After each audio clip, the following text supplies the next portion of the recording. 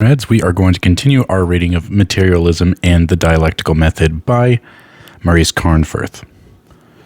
We left off on Chapter 3, Mechanistic Materialism, the changing world and how to understand it.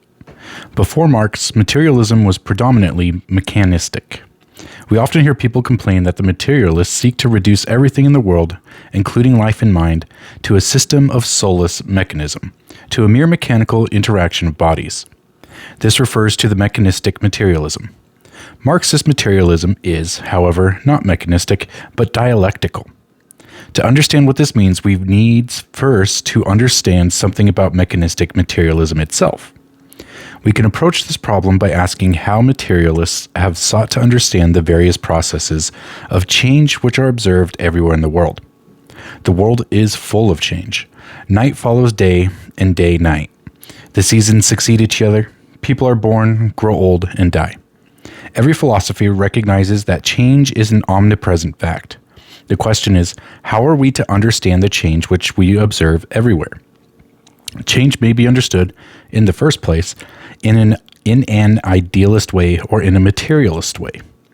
Idealism traces back all change to some idea or intention, if not human, then divine. Thus, for idealism, changes in the material world are, in the last analysis, initiated and brought about by something outside matter, not material, not subject to the laws of the material world. But materialism traces back all change to material causes. In other words, it seeks to explain what happens in the material world from the material world itself. But while the occurrence of change has been recognized by everyone, since none can ignore it, philosophers have nevertheless sought to find something which does not change, something permanent, something changeless, behind or within the change. This, generally, is an essential part of the ideology of an exploiting class. They are afraid of change, because they are afraid that they too may be swept away. So they always seek for something fixed and stable, not subject to change. They try to hitch themselves onto this, as it were. The earlier materialists, too, sought for this. Behind all the changing appearances, they looked for something which never changes. But while idealists looked for the eternal and changeless in the realm of spirit, these materialists looked for it in the material world itself. And they found it in the ultimate material particle, the eternal and indestructible atom. For such materialists, then, all changes were produced by the movement and interaction of unchanging atoms.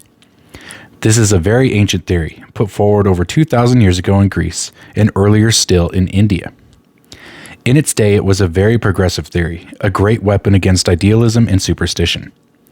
The Roman poet Lucretius, for example, explained in his philosophical poem on the nature of things that the purpose of the atomistic theory of the Greek philosopher Epicurus was to demonstrate what are the elements out of which everything is formed, and how everything comes to pass without the intervention of the gods.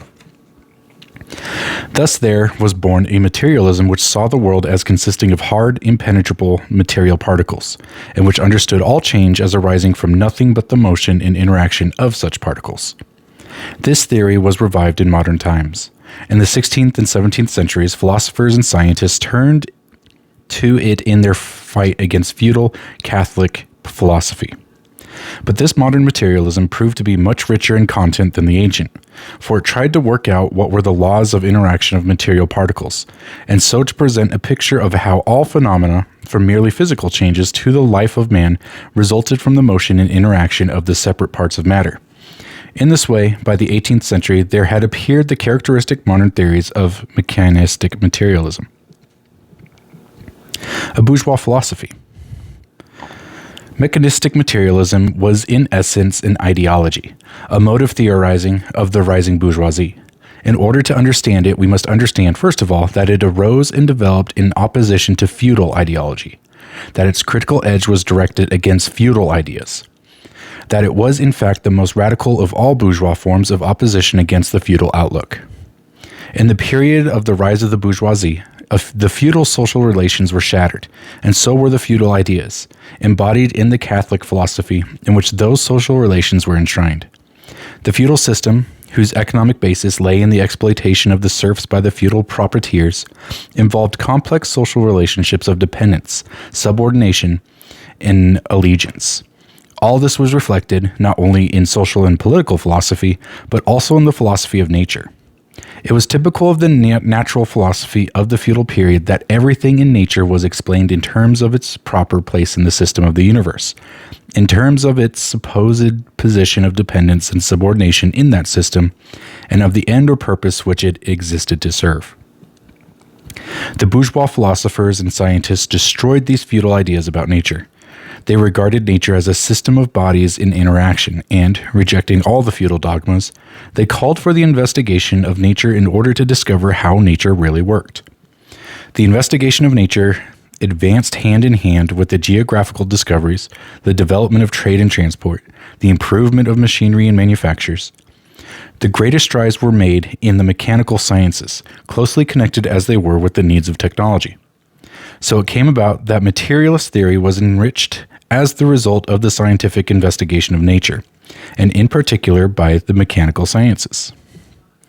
This determined at once the strength and the weakness, the achievement and the limitation of the materialist theory. What pushed that theory forward was, so Engels writes in Ludwig Feuerbach, the powerful and ever more rapidly onrushing progress of science and industry. But it remained predominantly mechanical because only the mechanical sciences had attained any high degree of development. Its specific, but at the time inevitable limitation, was its exclusive application of the standards of mechanics.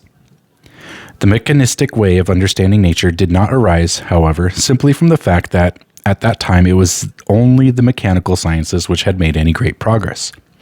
It was deeply rooted in the class outlook of the most progressive bourgeois philosophers, and this led to their turning exclusively to the mechanical sciences for their inspiration.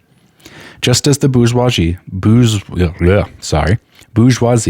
overthrowing feudal society, stood for individual liberty, equality, and the development of a free market, so the most progressive philosophers of the bourgeoisie, the materialists, overthrowing the feudal ideas, proclaimed that the world consisted of separate material particles interacting with one another in accordance with the laws of mechanics.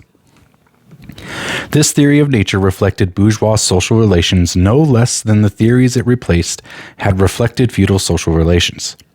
But just as the new bourgeois social relations broke the feudal fetters and enabled a great new development of the forces of production to begin, so the corresponding bourgeois theory of nature broke down the barriers which feudal ideas had placed in the way of scientific research and enabled a great new development of scientific research to begin. The philosophical outlook seemed to find its confirmation in science, and science provided materials for the development and working out in detail of the philosophical outlook. The world and the machine. The world, so thought the mechanistic materialists, consists of nothing but particles of matter in interaction. Each particle has an existence separate and distinct from every other. In their totality, they form the world.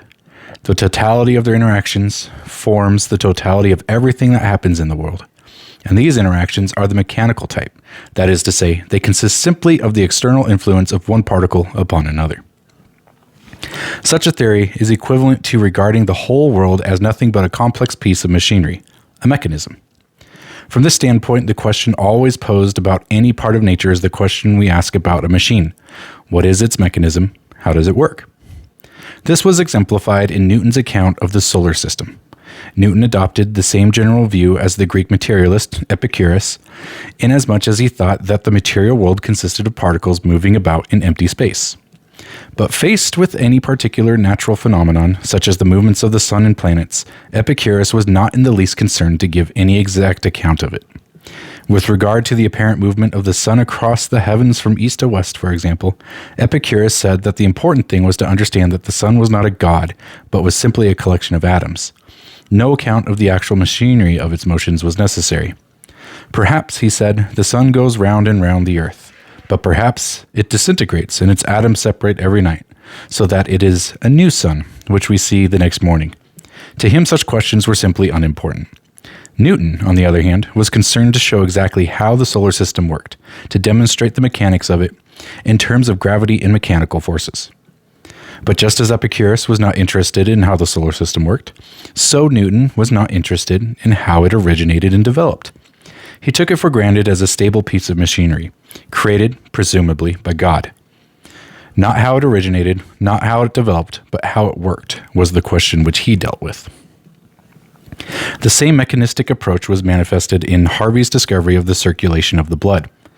The essence of his discovery was that he demonstrated the mechanism of circulation, regarding the heart as a pump which pumps the blood out along the arteries so that it flows back through the veins, the whole system being regulated by valves. To understand the mechanistic outlook better, let us ask, what is a mechanism? What is characteristic of a mechanism? A mechanism consists of permanent parts which fit together. B, it requires a motive force to set it going. C, once set going, the parts interact and results are produced according to laws which can be exactly stated. Consider, for example, such a mechanism as a watch. A, it consists of a number of different parts, cogs, levers, and so on, fitted neatly together. B, it has to be wound up. C, then as the spring uncoils, the parts interact according to laws exactly known to watchmakers, resulting in the regular movements of the hands on the dial. Further, to know how a mechanism, such as a watch, works, you must take it to bits, find out what its parts are, how they fit together, and how, by their interactions, once the mechanism is set in motion by the application of the required motive force, they produce the total motion characteristic of the mechanism in working order. This is just how the mechanistic materialists regarded nature. They sought to take nature to bits, to find its ultimate component parts, how they fitted together, and how their interactions produced all the changes we perceive, all the phenomena of the world. And moreover, finding out how the mechanism worked, they sought to find out how to repair it, how to improve it, how to change it, and to make it produce new results corresponding to the requirements of man. The strength and achievement of mechanistic materialism. Mechanistic materialism was an important milestone in our understanding of nature, and it was a great progressive step of bourgeois thinkers, a blow against idealism. The mechanists were thoroughgoing in their materialism, for they waged a progressive fight against idealism and clericalism by trying to extend the realm of mind and society the same mechanistic conceptions which were used in the scientific investigation of nature. They sought to include man in all his spiritual activities in the mechanistic system of the natural world. The most radical mechanists regarded not merely physical processes, and not merely plant and animal life, but man himself as a machine. Already in the 17th century, the great French philosopher Descartes had said that all animals were complicated machines, automata. But man was different, since he had a soul. But in the 18th century, a follower of Descartes, the physician Lemaitre, wrote a book with the provocative title Man a Machine. Men, too, were machines, he said, though very complicated ones. This doctrine was looked upon as exceptionally shocking and as a terrible insult to human nature, not to mention God. Yet it was in its time a progressive view of man. The view that men are machines was an advance in the understanding of human nature as compared with the view that they are wretched pieces of clay inhabited by immortal souls. And it was, comparatively speaking, a more humane view. For example, the great English materialist and utopian socialist Robert Owen, in his new view of society, told the pious industrialists of his time, "Experience has shown you the difference of the results between mechanism which is neat, clean, well arranged, and always in a high state of repair, and that which is allowed to be dirty, in disorder, and which therefore becomes much out of repair.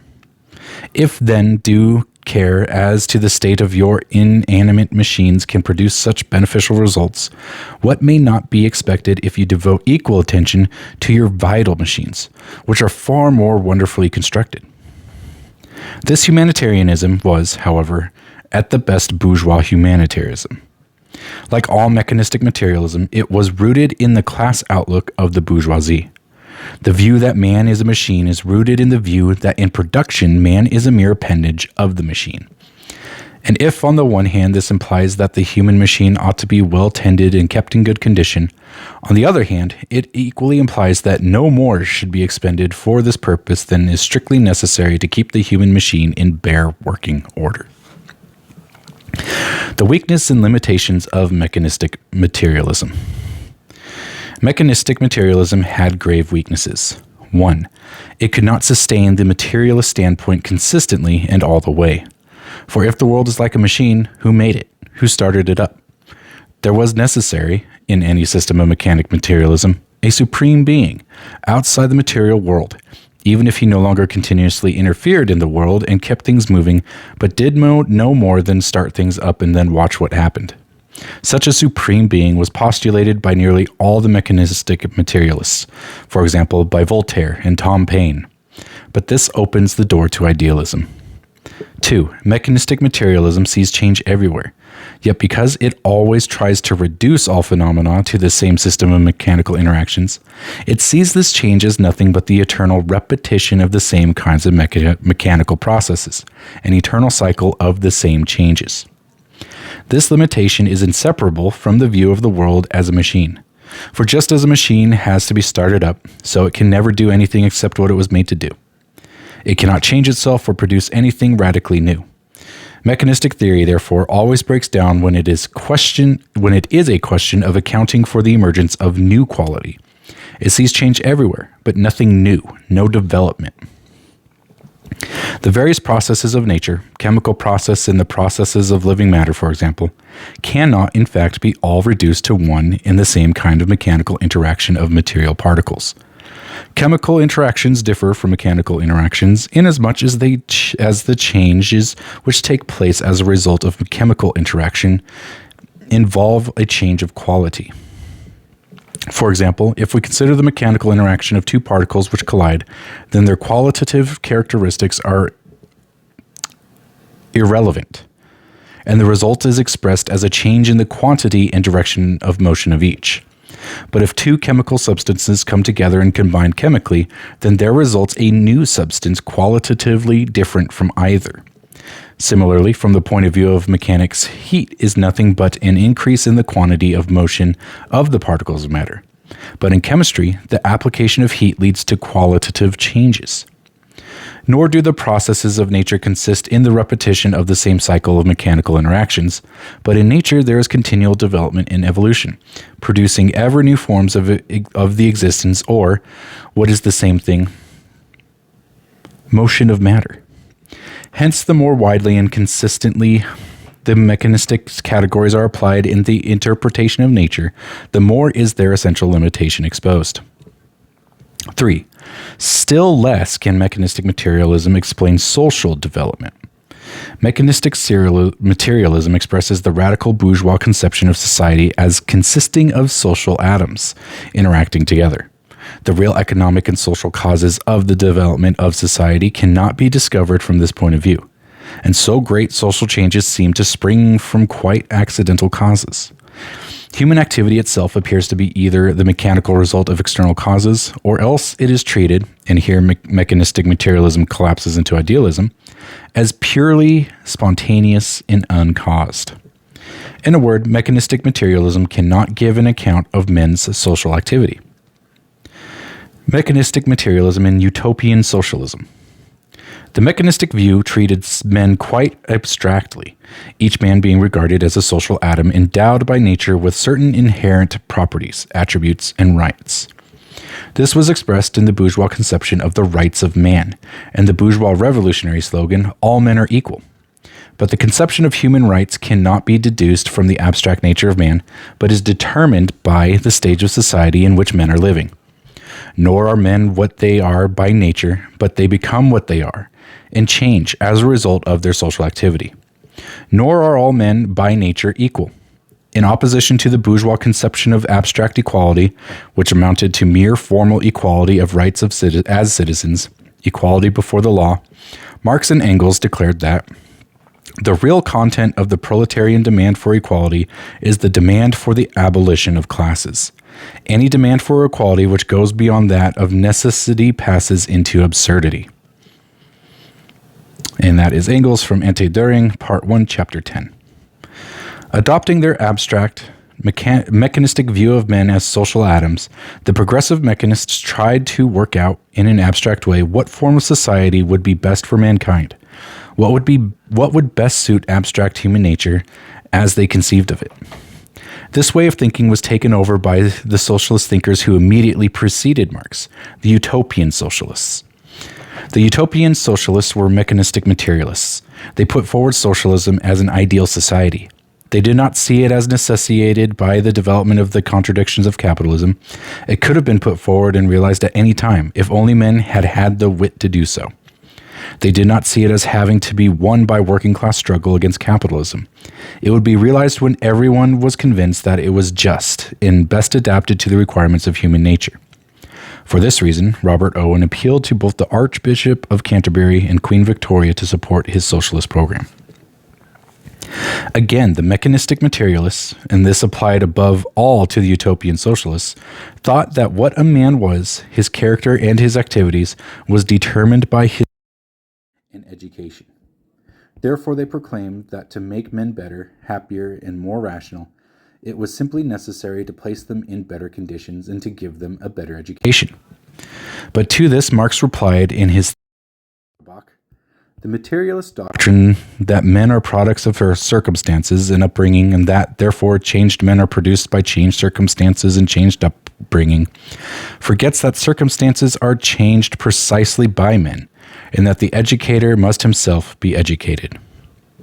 If men are simply the products of circumstances, at the mercy of circumstances, but can themselves change their circumstances. And men themselves are changed, not as a mechanical result of changed circumstances, but in the course of and as a result of their own activity in changing their circumstances. So what are the real material social causes at work in human society, which give rise to new activities, new ideas, and therefore to changed circumstances and changed men? Mechanistic materialism could not answer this question. It could not explain the laws of social development nor show how to change society. Or, while it was a progressive and revolutionary doctrine in this time, it could not serve to guide the struggle of the working class into striving to change society. Chapter 4. From Mechanistic to Dialectical Materialism. Things and processes.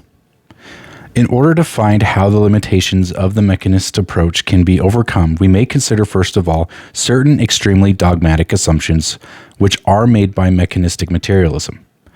These mechanistic assumptions are none of them justified, and by bringing them to the light of day and pointing out what is wrong with them, we can see how to advance beyond mechanistic materialism.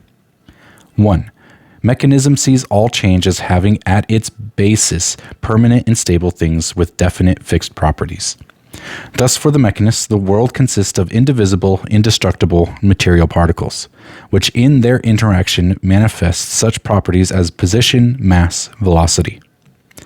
According to mechanism, if you could state the position, mass, and velocity of every particle at a given instant of time, then you would have said everything that could be said about the world at that time, and could, by applying the laws of mechanics, predict everything that was going to happen afterwards. This is the first dogmatic assumption of mechanism, but we need to reject it, for the world does not consist of things, but of processes, in which things come into being and pass away. The world is not to be comprehended as a complex of ready-made things, wrote Engels, but as a complex of processes, in which things apparently stable, no less than their mind images in our heads, the concepts, go through an uninterrupted change of coming into being and passing away. And that is from Ludwig Feuerbach. This indeed is what science in its latest developments teaches us. Thus the atom, once thought to be eternal and indivisible, has been dissolved into electrons, protons, and neutrons, and these themselves are not fundamental particles in any absolute sense, i.e., they are not eternal and indestructible any more than the atom. But science more and more shows that they too come into being, pass away, and go through many transformations. What is fundamental is not the thing, the particle, but the unending processes of nature, in which things go through an uninterrupted change of coming into being and passing away. In nature's processes, moreover, infinite. There will always be fresh aspects to be revealed, and it cannot be reduced to any ultimate constituents. The electron is as inexhaustible as the atom. Nature is infinite, wrote Lenin in Materialism and Empirio-Criticism. Just so, in considering society, we cannot understand a given society simply in terms of some set of institutions in and through which individual men and women are organized, but we must study the social processes which are going on, in the course of which both institutions and people are transformed. Matter in motion. 2. The second dogmatic assumption of mechanism is the assumption that no change can ever happen except by the action of some external cause. Just as no part of a machine moves unless another part acts on it and makes it move, so mechanism sees matter as being inert, without motion, or rather without self-motion. For mechanism, nothing ever moves unless something else pushes or pulls it. It never changes unless something else interferes with it. No wonder that, regarding matter in this way, the mechanists have to believe in a supreme being to give the initial impulse. But we need to reject this lifeless, dead theory about matter. This theory separates matter and motion. It thinks of matter as just a dead mass, so that motion always has to be impressed on matter from outside. But on the contrary, you cannot separate matter and motion. Motion, said Engels, is the mode of existence of matter. Mode is the mode of existence of matter. Never anywhere has there been matter without motion, nor can there be. Motion in cosmic space, mechanical motion of smaller masses on the various celestial bodies, the motion of molecules as heat or as electrical or magnetic currents, chemical combination or disintegration, organic life. At each given moment, each individual atom of matter in the world is in one or other of these forms of motion, or in several forms of them at once. All rest, all equilibrium is only relative, and only has meaning in relation to one or other definite form of motion. A body, for example, may be on the ground in mechanical equilibrium, may be mechanically at rest, but this in no way prevents it from participating in the motion of the Earth and in that of the whole solar system, just as little as it prevents its most minute parts from carrying out the oscillations determined by its temperature, or its atoms from passing through a chemical process. Matter without motion is just as unthinkable as motion without matter. In Anti-Düring. Far from being dead, lifeless, inert, it is the very nature of matter to be in process of continual change, of motion. Once we realize this, then there is an end of appeal to the initial impulse. Motion, like matter, never had a beginning. The conception of the inseparability of matter and motion, the understanding that motion is the mode of existence of matter, provides the way to answering a number of perplexing questions which usually haunt people's mind when they think about materialism and which lead them to desert materialism and to run to the priests for an explanation that the ultimate truth, or for an explanation of the ultimate truth about the universe.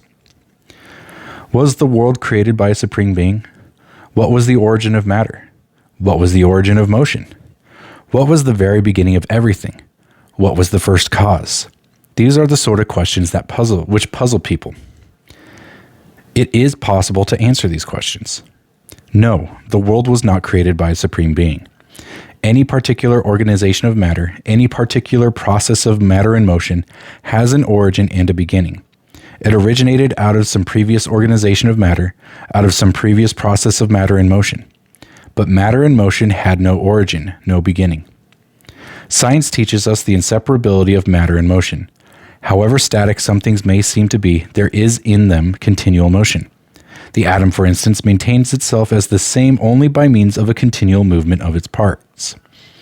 So in studying the causes of change, we should not merely seek for external causes of change, but should above all seek for the source of the change within the process itself and its own self-movement in the inner impulses to development contained within these things themselves. Thus, in seeking the causes of social development and its laws, we should not see social changes as being brought about by the actions of great men who impressed their superior ideas and will on the inert mass of society, nor as being brought about by accidents and external factors, but as being brought about by the development of the internal forces of society itself, and that means by the development of the social forces of production. Thus, unlike the utopians, we see socialism as the result, not of the dreams of reformers, but of the development of capitalist society itself, which contains within itself causes which must inevitably bring it to an end and lead to the socialist revolution. The forms of motion of matter. 3. The third dogmatic assumption of mechanism is the assumption that the mechanical motion of particles, i.e., the simple change of place of particles as the result of the action on them of external forces, is the ultimate basic form of motion of matter, and that all changes, all happenings whatsoever can be reduced to and explained by such mechanical motions of particles. Thus, all the motion of matter is reduced to simple mechanical motion. All the changing qualities which we recognize in matter are nothing but the appearances of the basic mechanical motion of matter. However varied the appearances may be, whatever new and higher forms of development may appear to arise, they are all to be reduced to one and the same thing: the eternal repetition of the mechanical interaction of the separate parts of matter. It is difficult to find any justification for such an assumption.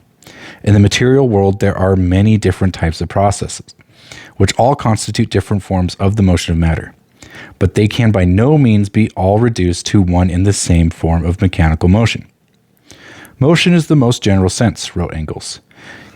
Conceived as the mode of existence, the inherent attribute of matter comprehends all changes and processes occurring in the universe, from mere change of place right to thinking. The investigation of the nature of motion had, as a matter of course, to start from the lowest, simplest forms of this motion, and to learn to grasp these better, it could achieve anything in the way of explanation of the higher and more complicated form. And that is from his Dialectics of Nature.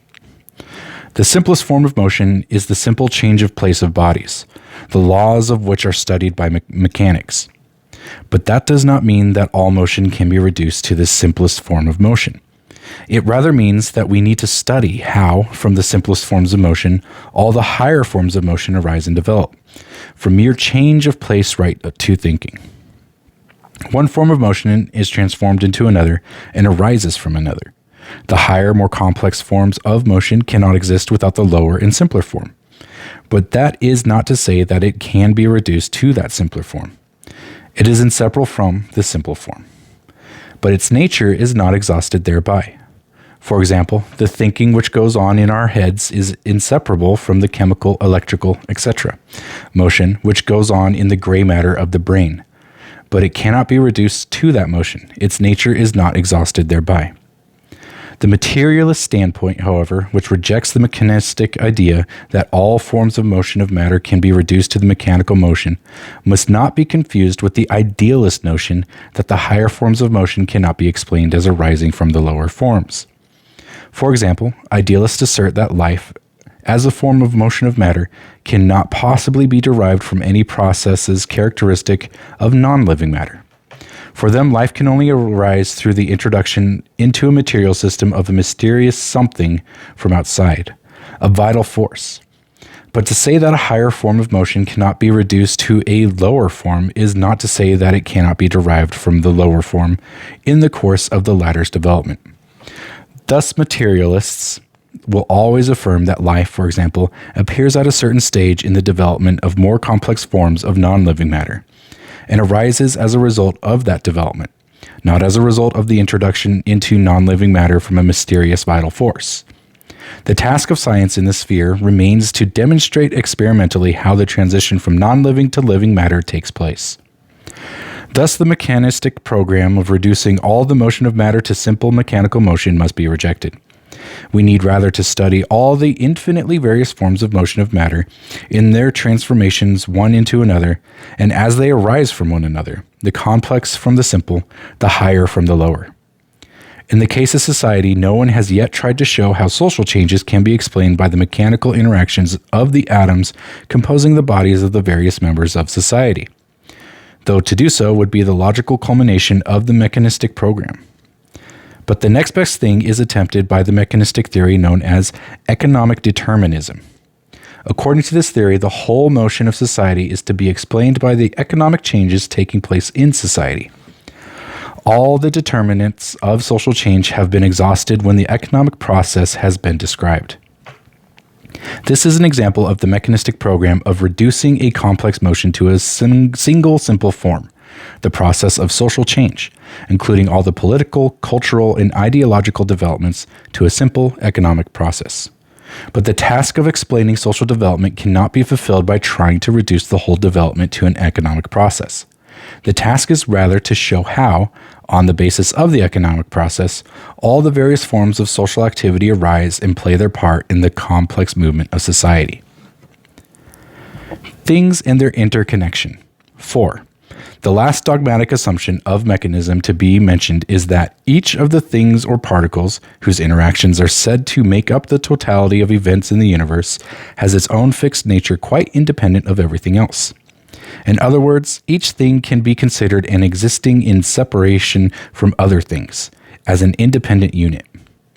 Proceeding on this assumption, it follows that all relations between things are merely external relations. That is to say, things enter into various relationships one with another, but these relationships are accidental and make no difference to the nature of the things related. And regarding each thing as a separate unit entering into external relations with other things, it further follows that mechanism regards the whole as no more than the sum of its separate parts. According to this view, the properties and laws of development of the whole are uniquely determined by the properties of all its parts. Not one of these assumptions is correct. Nothing exists or can exist in splendid isolation, separate from its conditions of existence, independent of its relationships with other things. Things come into being, exist, and cease to exist, not each independent of all other things, but each in its relationship with other things. The very nature of a thing is modified and transformed in its relationships with other things. When things enter into such relationships that they become parts of a whole, the whole cannot be regarded as nothing more than the sum total of the parts.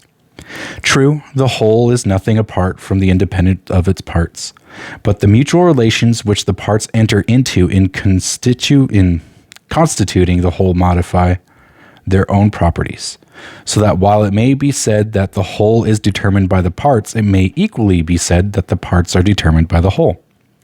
Once again, the development of science itself shows the inadmissibility of all of the old mechanistic assumptions. These assumptions have force only in the very limited sphere of the study of the mechanical interactions of discrete particles.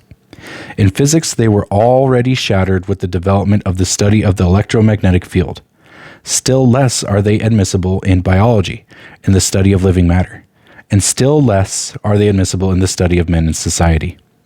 We cannot understand social processes, as mechanists always try to do, as resulting simply from a set of fixed characteristics of human nature. For human nature is always conditioned by, and in various respects changes with changes in men's social relations. The correction of mechanistic materialism. When we bring into the open and reject these assumptions of mechanistic materialism, then we begin to see the need for a materialist doctrine of a new type, a materialism which overcomes the weakness and narrow dogmatic assumptions of mechanism. This is dialectical materialism. Dialectical materialism understands the world not as a complex of ready-made things, but as a complex of processes in which all things go through an uninterrupted change of coming into being and passing away. Dialectical materialism considers that matter is always in motion, that motion is the mode of existence of matter, so that there can no more be matter without motion than motion without matter. Motion does not have to be impressed upon matter by some outside force, but above all, it is necessary to look for the inner impulses of development, the self-motion, inherent in all processes. Dialectical materialism understands the motion of matter as comprehending all changes and processes in the universe, from mere change of place right to thinking. It recognizes, therefore, the infinite diversity of the forms of motion of matter, the transformation of one form into another, the development of the forms of motion of matter from the simple to the complex, from the lower to the higher.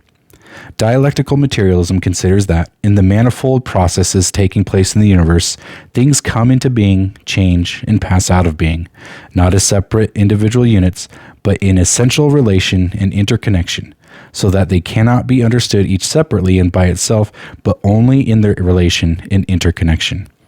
In dialectical materialism, therefore, there is established a materialist concept far richer in content and more comprehensive than the former mechanistic materialism.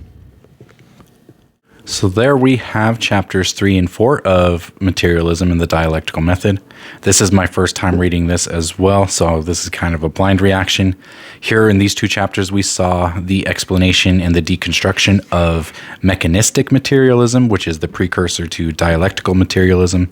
As we read, there was many issues with mechanistic materialism that could not explain answers. A lot of it sounded similar ultimately to deism, which is something that our founding fathers believed in, which was that God represented that external force that set everything in motion and then abandoned us in a sense.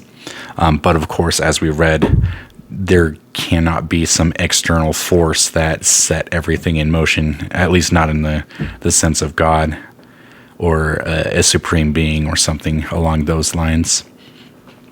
So very interesting. Write a comment, ask questions, put your opinion, what you think about this down in the comments, and start some discussion. Of course, you can skip ahead. I said in the last video, you can find this book at Marxist.org. That is an online database of many, many leftist thinkers, philosophers, Marxists, Leninists, Maoists, Stalinists, Trotskyists, amongst a bunch of others that come from other countries that I'm not familiar with, that I want to be familiar with. But you can find this book by Maurice Cornforth there. This is the first volume of, I believe, a set of 3, where he covers dialectical materialism and how that we need to apply it to the world. So thank you for listening. Check out my other videos. I'll have more coming up. It seems to be a weekly sort of process right here. I'm in the middle of school right now, so that's kind of why everything's taken a while to come out. Hopefully during summer break I can read a lot more, put a lot more into this page so that we can read through more leftist thought. Thank you. Have a good day.